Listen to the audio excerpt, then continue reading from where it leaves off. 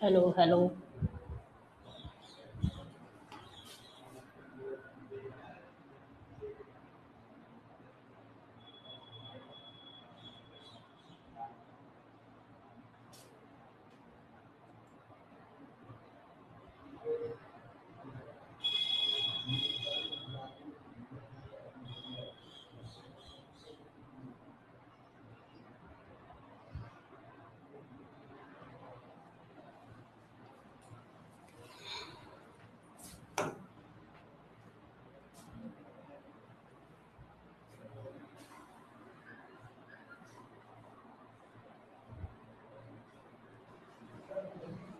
अभी कोई भी लाइव सारे लोग ऐड हो जाइए, उसके बाद स्टार्ट करें क्लास।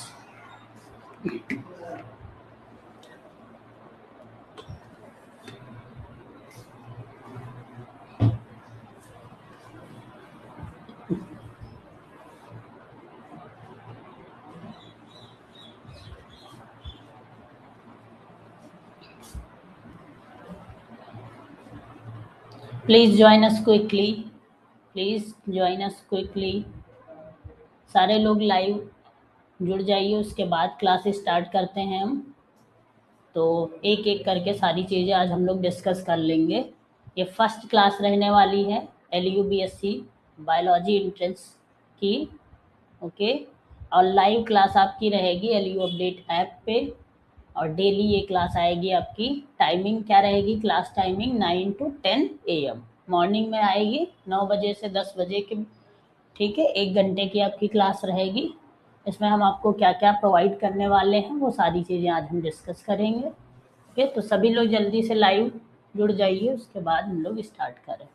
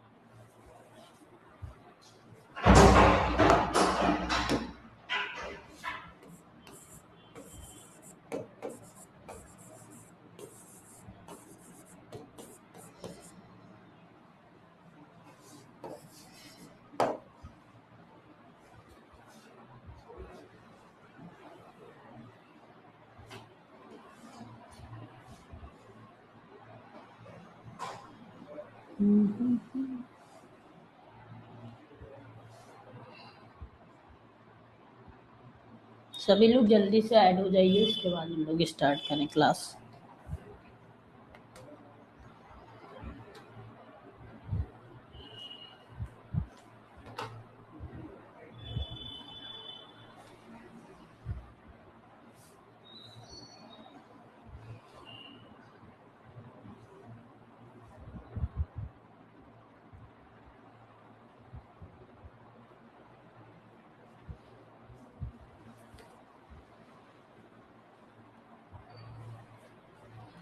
ये इंट्रोडक्टरी लेक्चर रहने वाला है। ओके, सारा 1 by 1 इंट्रोडक्शन देंगे।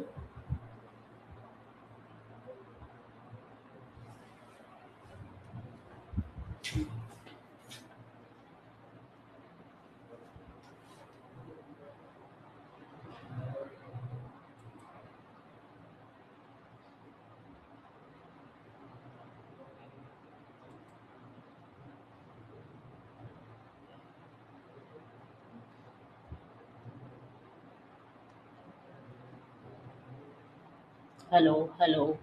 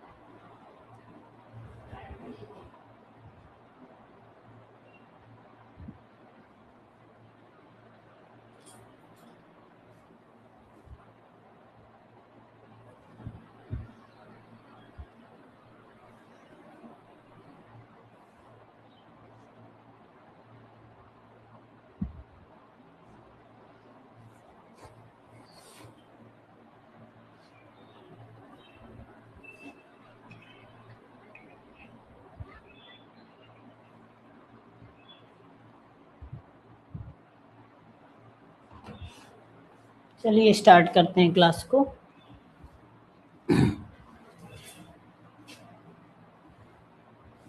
Hello everyone, welcome to my class.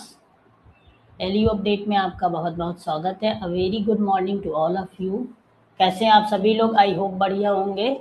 और आप अपने जूनियर से पूछिएगा, बीएससी बायोलॉजी एंट्रेंस की उन्होंने भी तैयारी यहीं से की होगी, ठीक है। और सभी ज़्यादा से ज़्यादा बच्चे यहाँ से सेलेक्ट होते हैं, तो आप लोग अपनी प्रिपरेशन आज से स्टार्ट कर दीजिए। आपका डेली क्लास इसी टाइमिंग के साथ रहेगा, 9 बजे से 10 बजे 1 घंटे का क्लास रहेगा आपका। मॉर्निंग में आएगा ये लेक्चर, और लाइव लेक्चर रहेगा आपका। कहाँ पे मिलेगा ये आपको?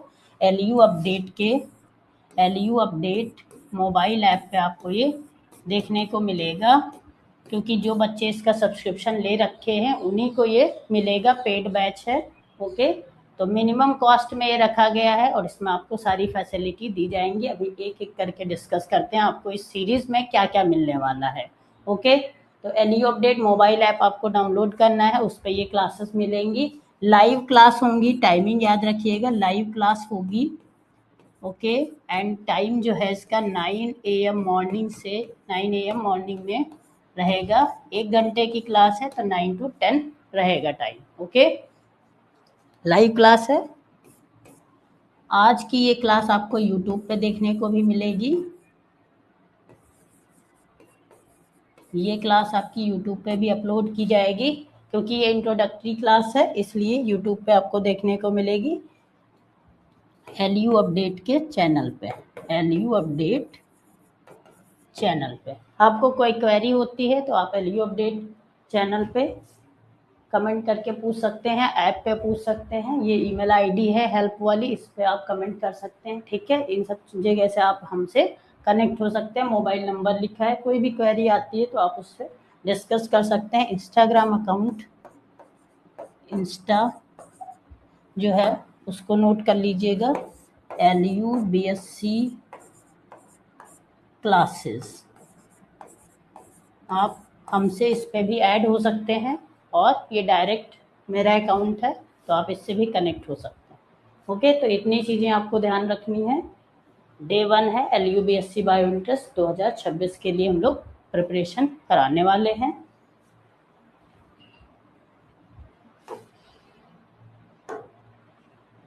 तो आज की क्लास में क्या क्या रहने वाला है? इंट्रोडक्शन रहेगा, एग्जाम का ओवरव्यू, एग्जाम कैसा रहेगा, पैटर्न क्या रहता है, कितने क्वेश्चन आते हैं, कितने मार्क्स के होते हैं, निगेटिव मार्किंग के बारे में ये सारी चीज़ें डिस्कस करेंगे।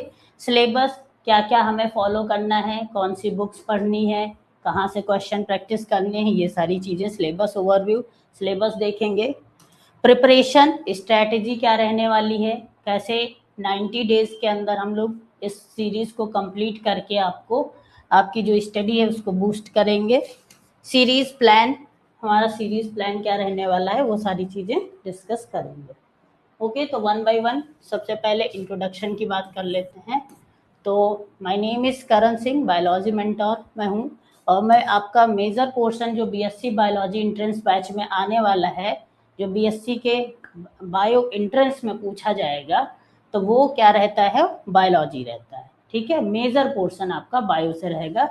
अदर सब्जेक्ट आपके पूछे जाते हैं, फिजिक्स केमिस्ट्री थोड़ा थोड़ा उससे भी क्वेश्चन आता है, और जनरल साइंस भी थोड़ी रहती है, जीके भी रहता है, कंप्यूटर भी आता है, बट उनसे बहुत कम क्वेश्चन आते हैं। आपका मेजर पोर्शन जो है वो बायो का है, तो आपको मेन फोकस कहाँ पे करना है, बायो पे फोकस करना है। तो मैं डील करने वाला हूँ आपका बायो से। ओके, LUMSC बॉटनी मेरी रैंक 15 रही है, और इंटर्नशिप मैंने की है CSIR NBRI से। BHU MSc environmental science qualify मैंने किया था। नेक्स्ट एग्जाम पैटर्न की बात करते हैं, तो बीएससी बायोलॉजी एंट्रेंस एग्जाम का पैटर्न क्या रहने वाला है। टोटल क्वेश्चन यहाँ पे कितने आपको मिलेंगे, 100 MCQ टाइप का क्वेश्चन रहेगा, 100 रहेगा MCQ टाइप रहेगा। ठीक है, आपका मोड जो रहेगा वो कैसा रहेगा, ऑफलाइन रहेगा। जो ऑफलाइन मोड रहेगा OMR आपको फिल करनी है। ओके, ऑफलाइन मोड रहेगा। टोटल मार्क्स यहाँ पे कितने रहेंगे, 200 मार्क्स का ये एग्जाम है, 200 marks. Each question carries 2 marks. जो हर एक क्वेश्चन कितने नंबर का रहेगा, 2 नंबर का रहेगा। तो आपको एक क्वेश्चन सही करने पे 2 मार्क्स मिलेंगे। ड्यूरेशन क्या रहने वाला है, 90 मिनट्स का टाइम मिलेगा, यानी आप इस टाइम में आपको ये पेपर सॉल्व करना है। Okay, 1.5 our, 90 minutes.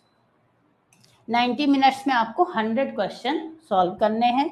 Negative marking कोई भी नहीं है, पिछली बार भी नहीं होती थी, इससे पहले भी एंट्रेंस में, लखनऊ यूनिवर्सिटी के एंट्रेंस में ऐसी कोई भी निगेटिव मार्किंग नहीं होती है। लेवल क्या रहने वाला है एंट्रेंस का, class 11th and 12th NCERT based रहेगा। ठीक है, तो NCERT को आपको अच्छे से पढ़ाई करनी है, और NCERT को पढ़ना एक अपने आप में आर्ट है, उसको समझना पड़ता है, क्योंकि NCERT में जो लाइंस हैं उसमें बहुत कुछ लिखा है, बट वो लाइंस आपको कैसे याद करनी है, कैसे समझनी है, वो चीज़ें आपको यहाँ पे मिलेंगी। सब्जेक्ट आपका एंट्रेंस में क्या क्या रहेगा, क्वेश्चन कहाँ कहाँ से आते हैं, बॉटनी से, यानी बॉटनी जूलॉजी, ये आपका बायो का पोर्शन हो गया। केमिस्ट्री, मेंटल एबिलिटी से, एंड बेसिक कंप्यूटर नॉलेज आपको होनी चाहिए, जिससे भी क्वेश्चन आपको मिलेंगे। तो ये पोर्शन मान के चलिए आप 60% से ज़्यादा इसका रहेगा वेटेज। ओके, बाकी इसका वेटेज रहेगा, केमिस्ट्री आपका 20% और 10% ये, एंड जनरल साइंस। ओके, तो ये आपका इतना वेटेज रहता है। 10% में आपका फिजिक्स या जनरल साइंस से क्वेश्चन आएंगे आपके। ओके, ये सिलेबस है, सिलेबस डिस्कस करेंगे अभी। यहाँ तक आपको कोई डाउट हो तो आप पूछ सकते हैं, अदरवाइज हम लोग आगे नेक्स्ट पार्ट पे बढ़ते हैं। सिलेबस की बात करते हैं, क्या क्या सिलेबस में हमें तैयार करना रहेगा, जिससे हमारा जो एंट्रेंस है वो इजीली क्वालिफाई हो पाए। और हाँ, एक चीज़ और, आपकी जो कैटेगरी है उसमें आपको कितने मार्क्स चाहिए जो आप सेलेक्ट हो सकते हैं। तो सिलेक्शन के लिए आपको कितना मार्क्स चाहिए, जनरल वालों के लिए बता देता हूँ, उससे बाकी लोग अपना कम कर लेना। General, OBC, SC and ST, तो कैटेगरी वाइज रहेगा।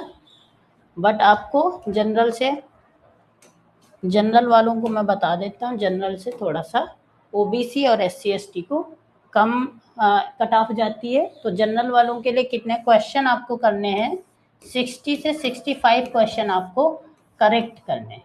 क्या करने हैं, क्वेश्चन। क्वेश्चन का मतलब यहाँ पे हो गया, आपको मार्क्स कितने चाहिए, 120 प्लस।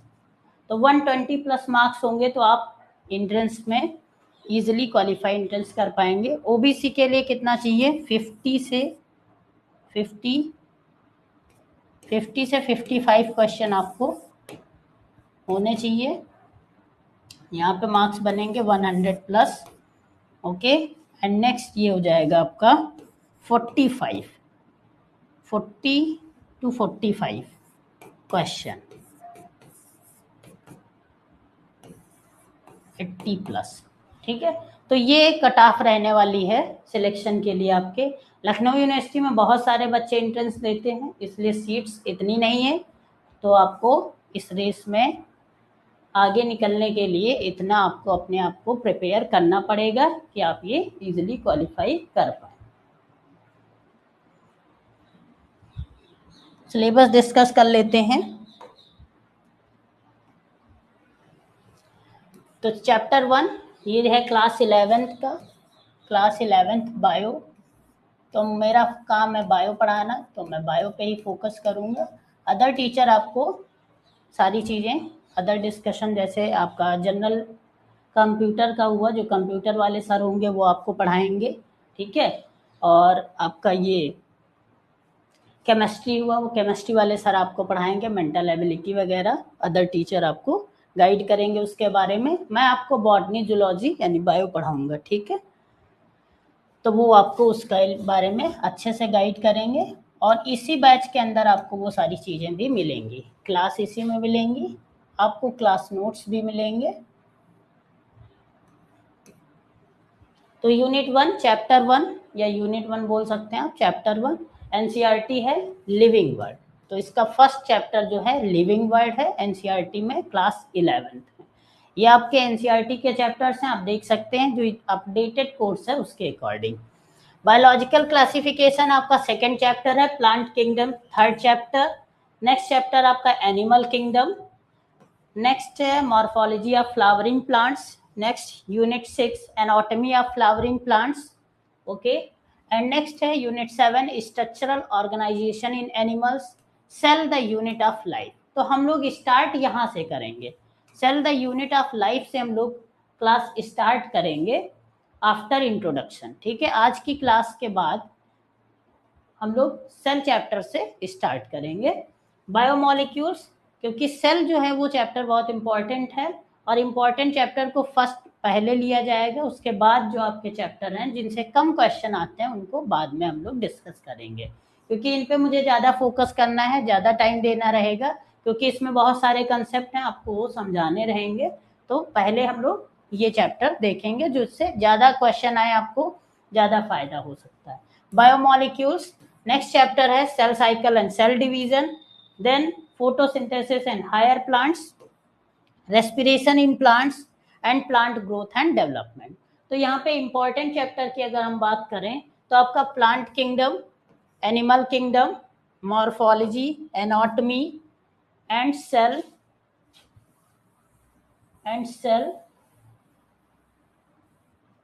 ये सेल साइकिल, ओके।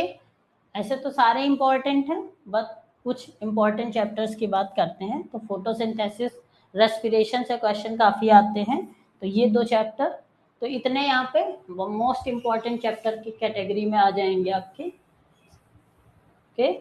तो इन पे आपको ज़्यादा फोकस करना है।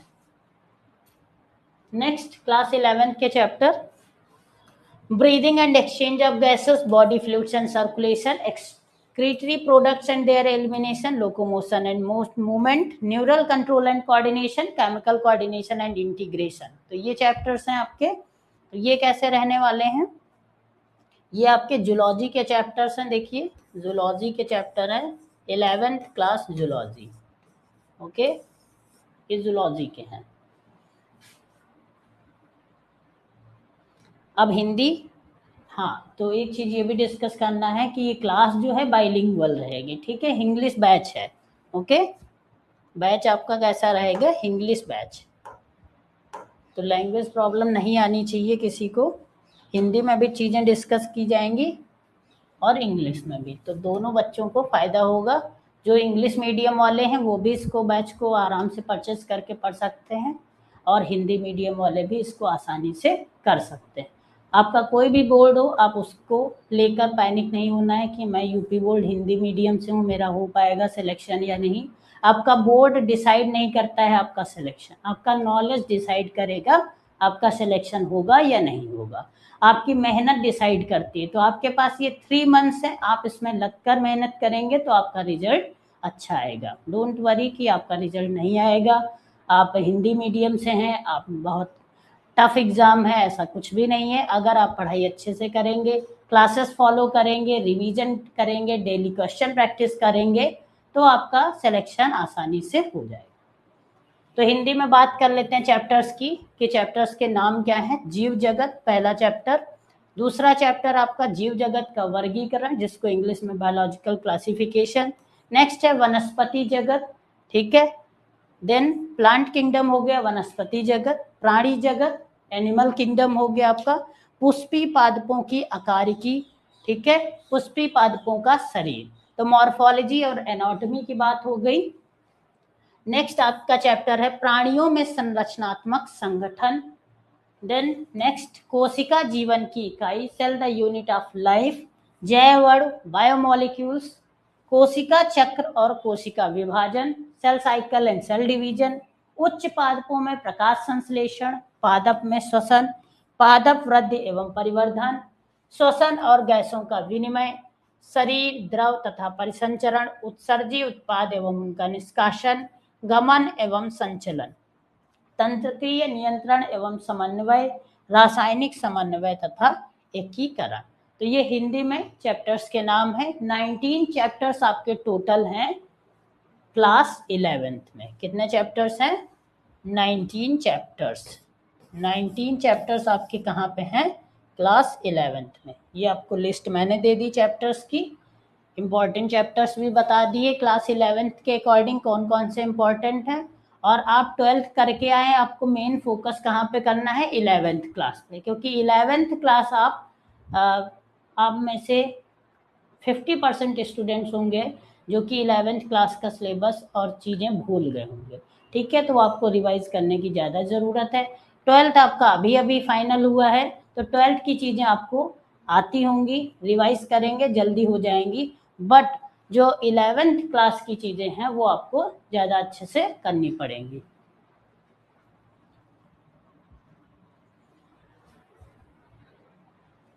नेक्स्ट है क्लास 12th के चैप्टर्स की बात करते हैं। 12th क्लास के चैप्टर्स बायो में कौन कौन से हैं? फर्स्ट चैप्टर है sexual reproduction in flowering plants. तो फ्लावरिंग प्लांट्स का जो सेक्सुअल रिप्रोडक्शन है उसके बारे में है। Next chapter human reproduction, reproductive health, principle and variation, molecular basis of inheritance, evolution, human health and disease, microbes in human welfare, biotechnology, principles and processes. तो ये सारे चैप्टर, ये 9 चैप्टर हो गए।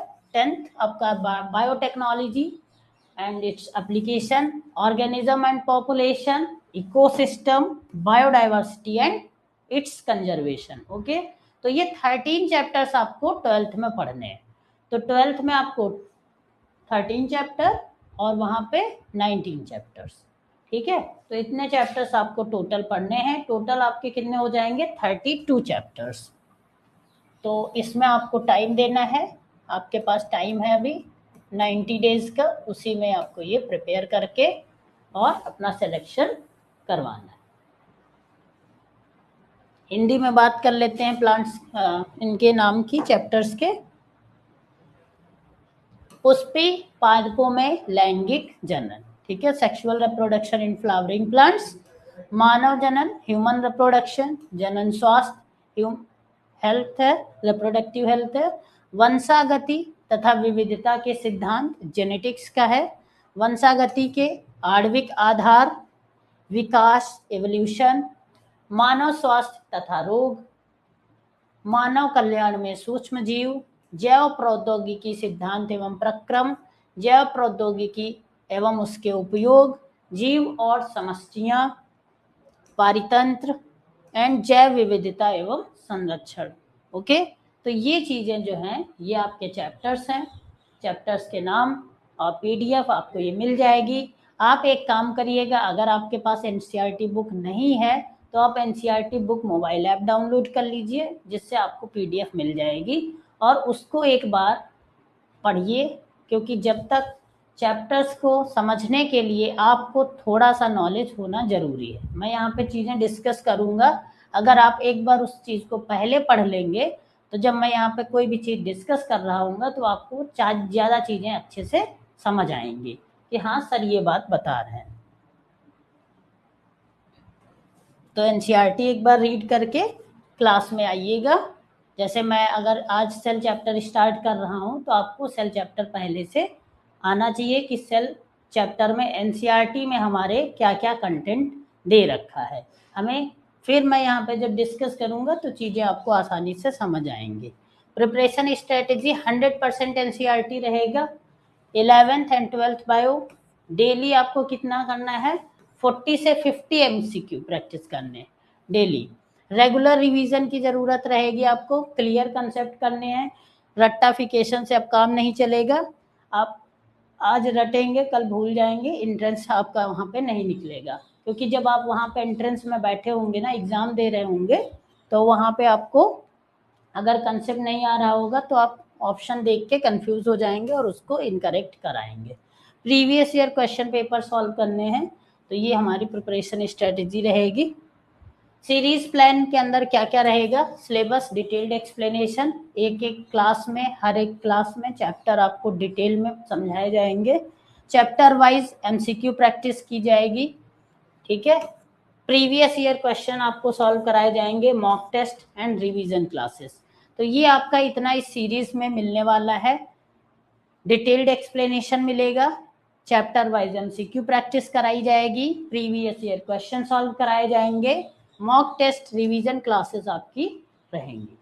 तो इतना इस बैच में आपको मिलेगा और आप इसको फॉलो करके अपना सिलेक्शन करा सकते हैं आसानी से। बायोलॉजी इंपॉर्टेंट चैप्टर्स, बायो के कुछ इंपॉर्टेंट चैप्टर्स की यहाँ पे लिस्ट है, उनको देख लीजिए। डाइवर्सिटी इन लिविंग वर्ल्ड, ठीक है। तो लिविंग वर्ल्ड जो चैप्टर है वो सभी में इसका कंटेंट जो आपको मिलेगा, एक्सप्लेनेशन जो इसका डिटेल्ड है, वो कहीं ना कहीं अदर चैप्टर्स में आपको देखने को मिलेगा, तो इसको एक बार पढ़िएगा। Cell structure and cell cycle, plant physio बहुत क्वेश्चन आते हैं, ह्यूमन फिजियोलॉजी से भी क्वेश्चन आते हैं, जेनेटिक्स एंड एवोल्यूशन से काफ़ी क्वेश्चन पूछे जाते हैं, ecology, reproduction in organism, biotechnology, basics. तो ये सारे आपके चैप्टर्स हैं जो कि इम्पॉर्टेंट रहने वाले हैं, तो इनको हम लोग डिस्कस करेंगे। जनरल नॉलेज आपका सिलेबस में, जनरल नॉलेज में आपको कहाँ पे फोकस करना है, famous scientist, important discoveries, basic environmental questions, तो इन पे आपको ज़्यादा फोकस करना है। जनरल एप्टीट्यूड की बात करें तो basic maths, odd one out series and series, ये सारे जनरल एप्टीट्यूड के पोर्शन हैं। जनरल एप्टीट्यूड में आप इन चीज़ों पर ध्यान रखिएगा।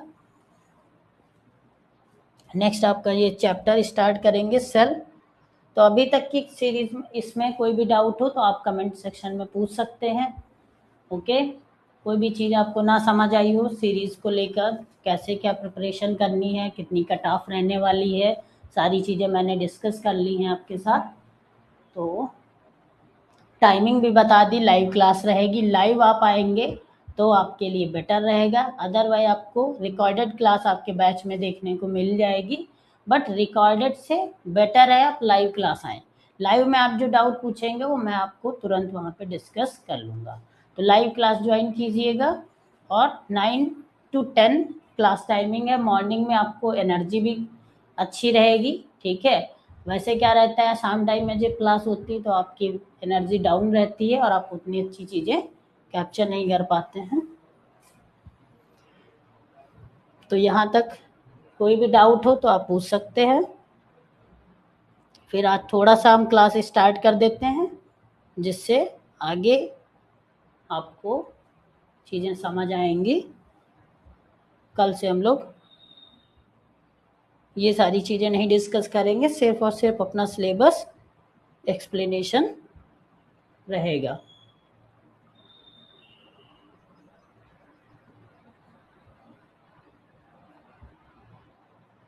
ओके, तो स्टार्ट करते हैं।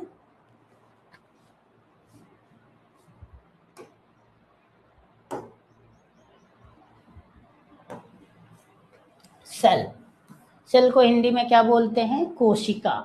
ठीक है, कोशिका, सेल, कोशिका। सेल होता क्या है? Fundamental structural and functional unit of all living organism. मतलब जितने भी लिविंग ऑर्गेनिज्म हैं उनमें क्या प्रेजेंट होगा? सेल प्रेजेंट होगा। ठीक है, तो सभी लिविंग ऑर्गेनिज्म किससे मिलकर बने होते हैं? सेल से मिलकर बने होते हैं। तो कोशिका जो है वो जीवन की इकाई है। ठीक है, द सेल, ये इसका चैप्टर का भी नाम इसीलिए रखा गया है, cell the unit of life. Life की जो यूनिट है वो क्या है? सेल है। देखिए ये चैप्टर है cell the unit of life. तो लाइफ की जो यूनिट है वो क्या है? Cell.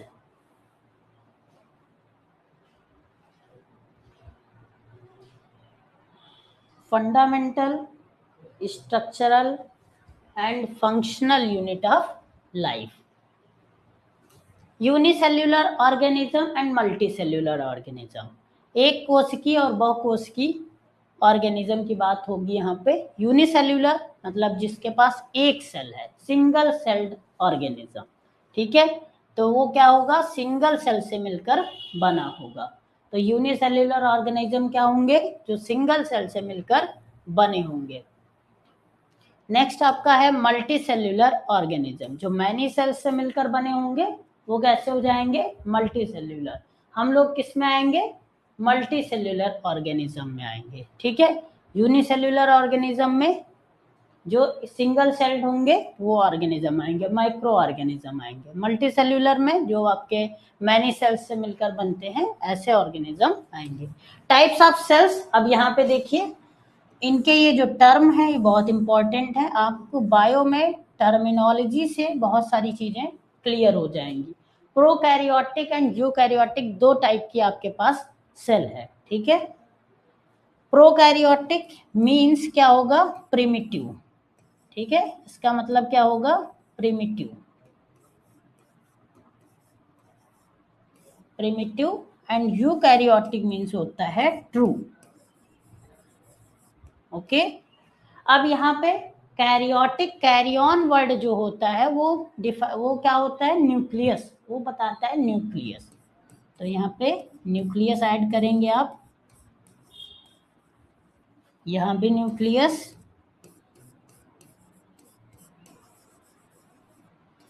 Okay, primitive nucleus, true nucleus.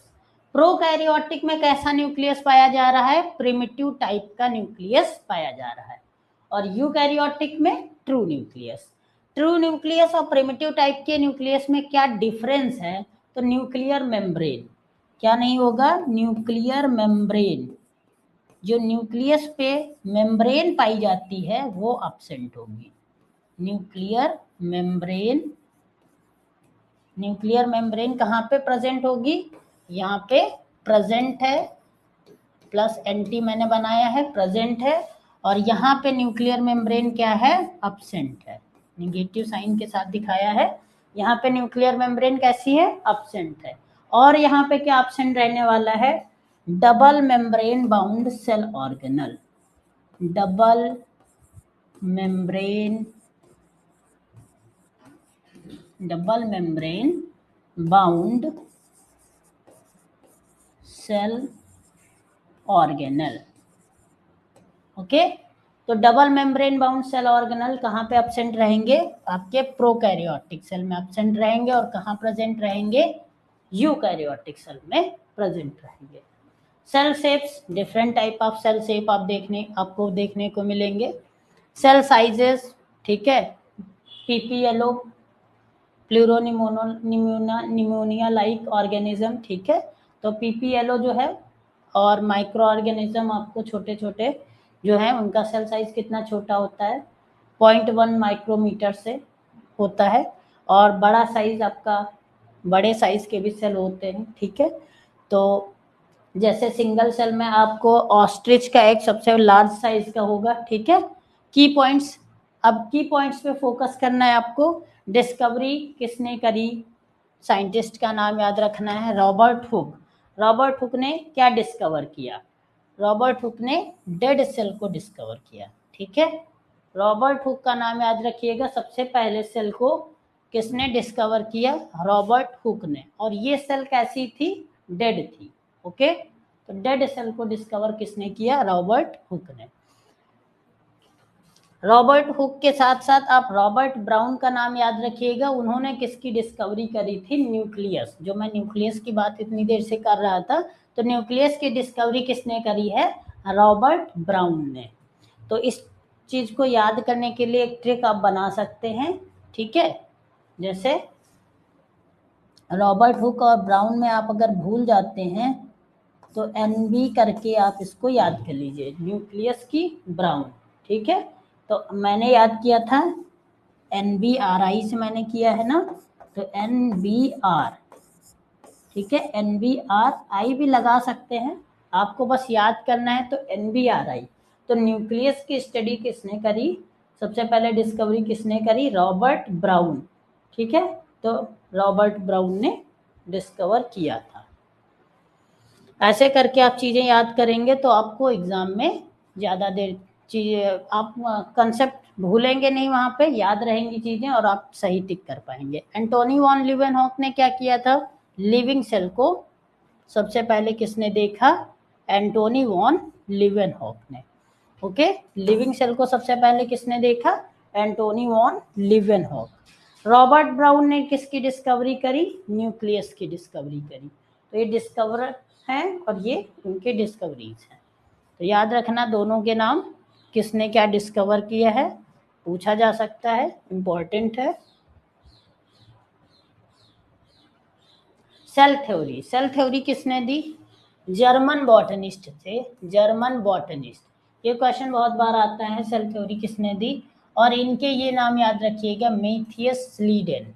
इन 1838, 1838 में मैथियस स्लीडेन ने, एंड ब्रिटिश जूलॉजिस्ट, ये इसमें आपको कंफ्यूज करेगा जर्मन और ब्रिटिश में, इसको क्या करेगा, यहाँ पे लिख देगा ब्रिटिश बॉटनिस्ट थे या जर्मन जूलॉजिस्ट थे, तो आप कंफ्यूज हो जाएंगे कि जर्मन जूलॉजिस्ट थे या ब्रिटिश बॉटनिस्ट थे। आप नाम याद कर लेते हैं, ठीक है, आप लोग क्या करेंगे, नाम याद कर लेंगे, बट कंफ्यूजन कहाँ पे क्रिएट करेंगे? यहाँ पे, कि जर्मन बॉटनिस्ट थे या जर्मन जूलॉजिस्ट थे मैथियस स्लीडेन, और कौन बॉटनिस्ट था का और कौन जूलॉजिस्ट था, ये आप कंफ्यूज हो सकते हैं।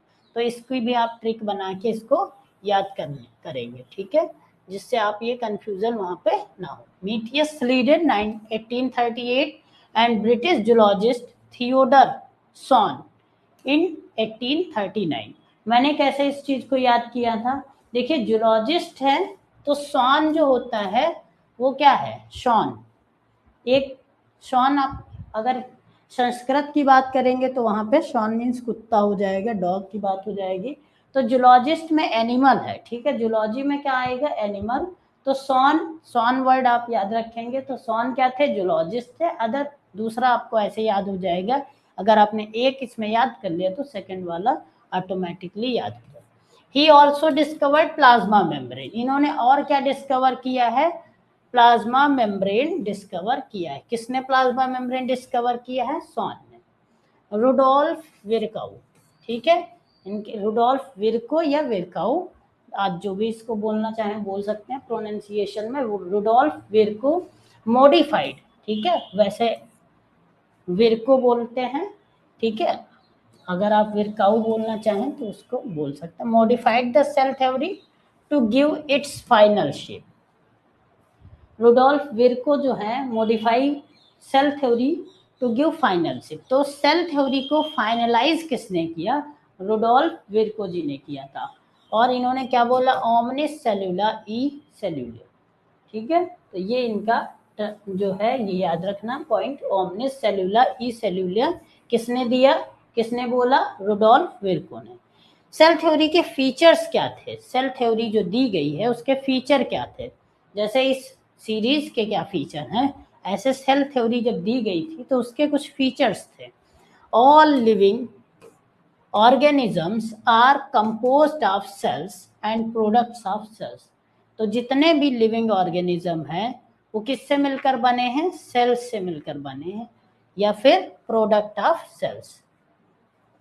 All cells are arise from pre existing cells. तो जितनी भी सेल्स हैं वो किससे अराइज होती हैं? प्री एग्जिस्टिंग सेल्स से अराइज होती हैं। मतलब पहले से जो एग्जिस्ट कर रही हैं सेल्स, उनसे सेल्स अराइज होती हैं। ठीक है। नेक्स्ट प्रोकैरियोटिक सेल, एंड इसके बाद आपका यूकैरियोटिक सेल है, तो इस पे भी क्वेश्चन आएंगे आपके। तो प्रोकैरियोटिक और यूकैरियोटिक सेल में क्वेश्चन बहुत बार पूछे जाते हैं। डिफरेंस याद रखना, क्या क्या डिफरेंस है। ठीक है। इन ग्रीक, ग्रीक में प्रो मीन्स क्या है? प्रिमिटिव, मैंने बताया आपको। कैरियन मीन्स क्या होता है? न्यूक्लियस। ठीक है। न्यूक्लियस हिंदी में इसको केंद्रक बोलते हैं। ठीक है। प्रिमिटिव मतलब जो पहले सबसे आया, ओल्ड टाइप का न्यूक्लियस है, वो प्रिमिटिव है। ठीक है। नो न्यूक्लियस, इसमें लिखा है नो न्यूक्लियस, मतलब क्या है? न्यूक्लियर मेम्ब्रेन अब्सेंट है, तो यहाँ पे नो न्यूक्लियस। इसको दूसरे नाम से भी जानते हैं, न्यूक्लियोइड।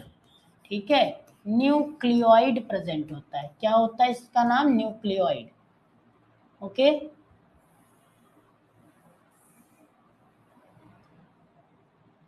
न्यूक्लियोइड।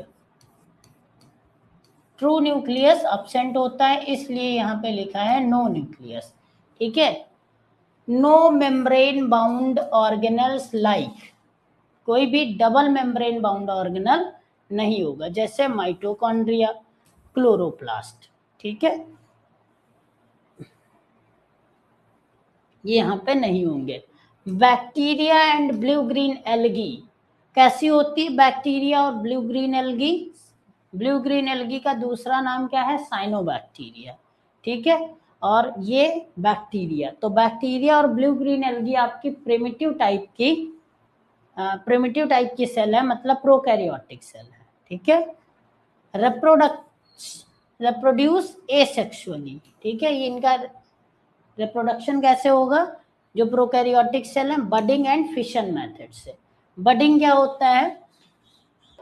ये मान लीजिए सेल है, इसमें एक इस टाइप की बड निकल आई, और ये बड यहाँ से अलग होकर नई सेल में कन्वर्ट हो गई। एक सेल ये हो गई और एक आपकी सेल ये हो गई, ये दो अलग अलग सेल बन गई, तो ये हो जाएगा budding method. Next, first type of cell on the earth. जो प्रोकैरियोटिक है, सबसे पहले अर्थ पे कौन सी सेल आई? प्रोकैरियोटिक सेल है। Very small in size, 1 to 10 micrometre. इसका साइज क्या रहने वाला है? 1 से 10 माइक्रोमीटर का साइज रहेगा। DNA without histone covering, DNA में क्या नहीं पाया जाएगा? हिस्टोन प्रोटीन अब्सेंट होगी। ठीक है। हिस्टोन प्रोटीन यहाँ पे अब्सेंट होगी। यहाँ पे राइबोसोम जो होंगे वो किस टाइप के पाए जाएंगे? एक पॉइंट लिख लीजिए, राइबोसोम। ठीक है। यहाँ पे राइबोसोम के बारे में पूछा जा सकता है कि राइबोसोम किस टाइप के पाए जाएंगे, तो राइबोसोम 70S टाइप के यहाँ पर प्रेजेंट होंगे, 70S टाइप के प्रेजेंट होंगे। 70S type ribosomes are present. Okay.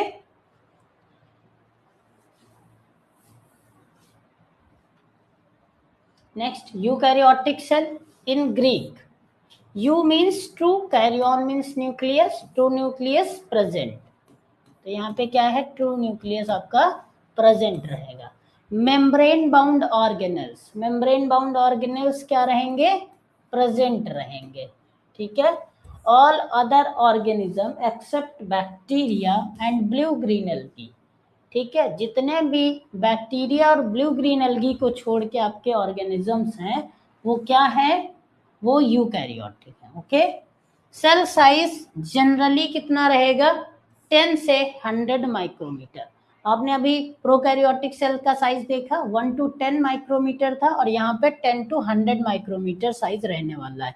Include fungi, protista, protist, okay, plant and animal cells. तो ये सारे आपके किस में आएंगे? यूकैरियोटिक सेल में आएंगे।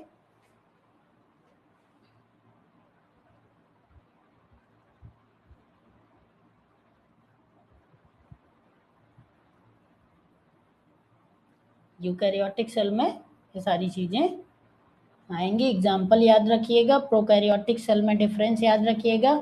यहाँ पे राइबोसोम और हिस्टोन प्रोटीन वगैरह प्रेजेंट होगी। राइबोसोम यहाँ पे दोनों टाइप के पाए जाएंगे, 70S टाइप का भी राइबोसोम होगा और 80S टाइप का भी राइबोसोम पाया जाएगा।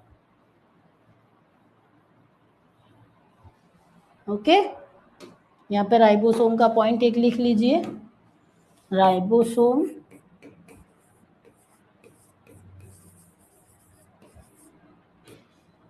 Seventy S and 80S।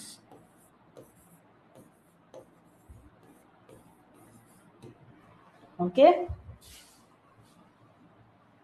Cell envelope and its modification. तो सेल एनवेलप और इसका मॉडिफिकेशन की बात करेंगे। Most prokaryotic cells, particularly the bacterial cells, have 3-layered structure।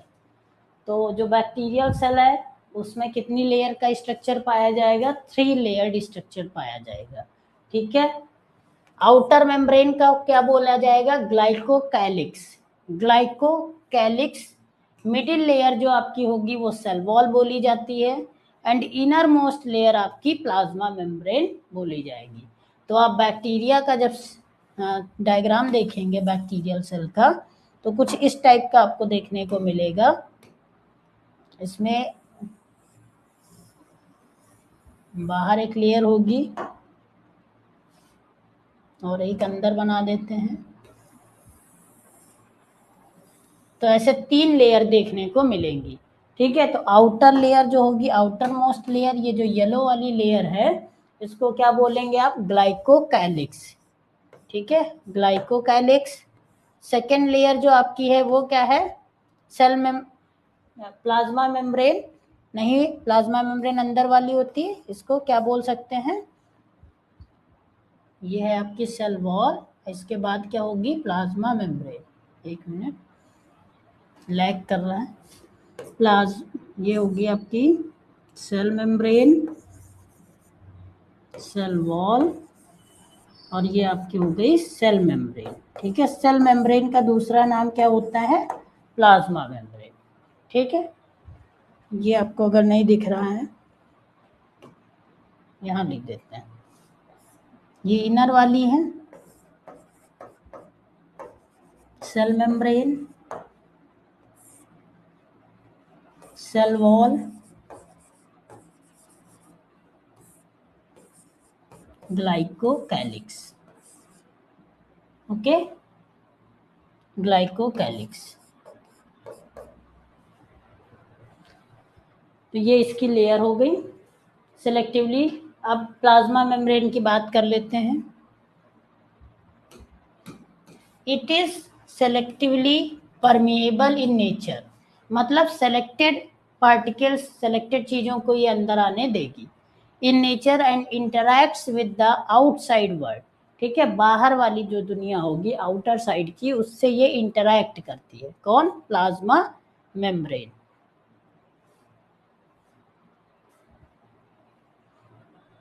This membrane is structurally similar to that of the eukaryotic।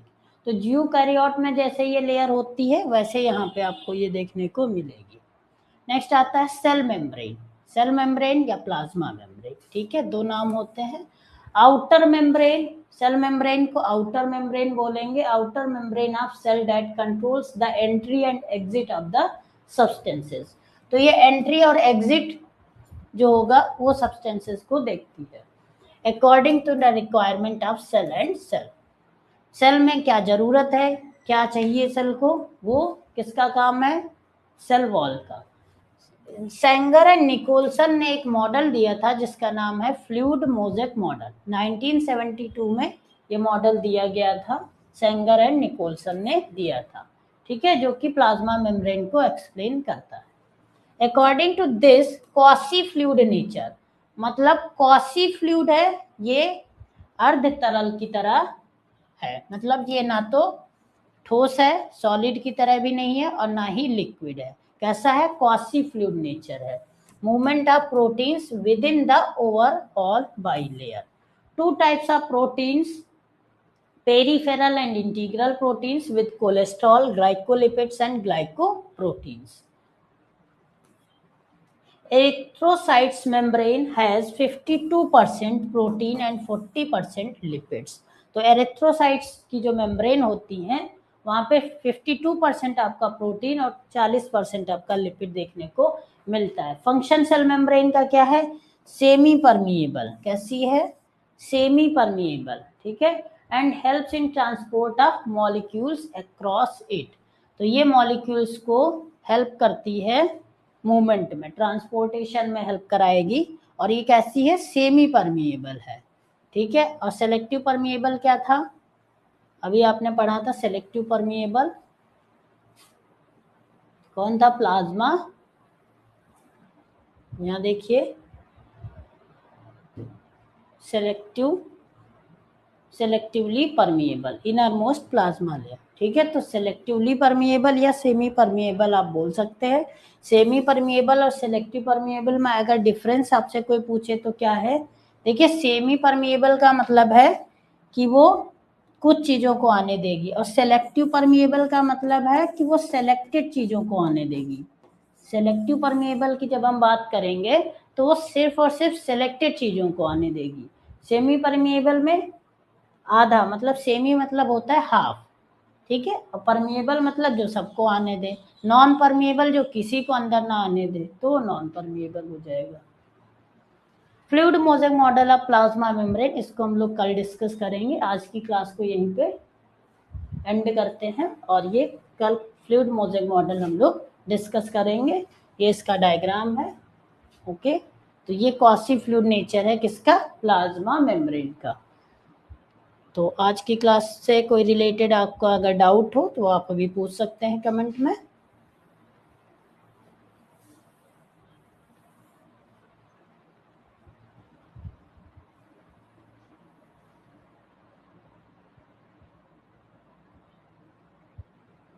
ये रफली diagram है, इसको मैं इरेज कर देता हूँ.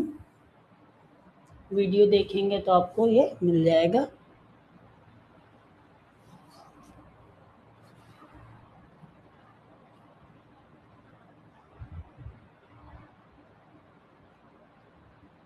कोई डाउट हो तो अभी आप पूछ सकते हैं.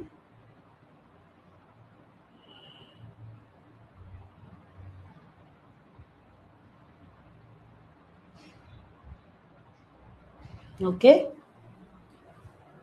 LUBSC क्लासेस आप इंस्टा आईडी है ये, इसको आप फॉलो कर सकते हैं चैनल को.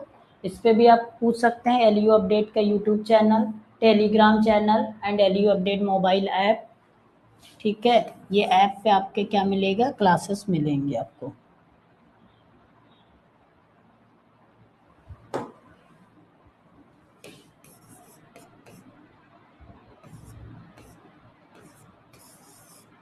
ठीक है. LU अपडेट के ऐप पे ये आपको क्लासेस देखने को मिलेंगे. ये क्लास अब एंड करने का टाइम हो गया है. 2 बच्चे मुझे और लाइव दिख रहे हैं, शिवानी सिंह एंड अक्षय पांडे. आप लोगों ने लेट ज्वाइन किया है तो रिकॉर्डेड फॉर्म में इस वीडियो को देख लेना. ठीक है. BSc बायो एंट्रेंस डे 1 था. ये इंट्रोडक्टरी लेक्चर था. सारी चीज़ें इसमें डिस्कस करी है मैंने. ओके. क्लास को एंड करें.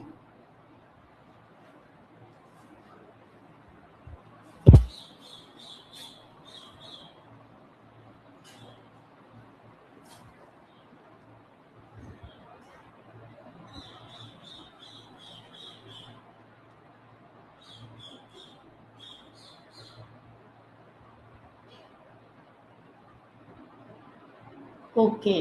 अक्षय एंड शिवानी. ओके.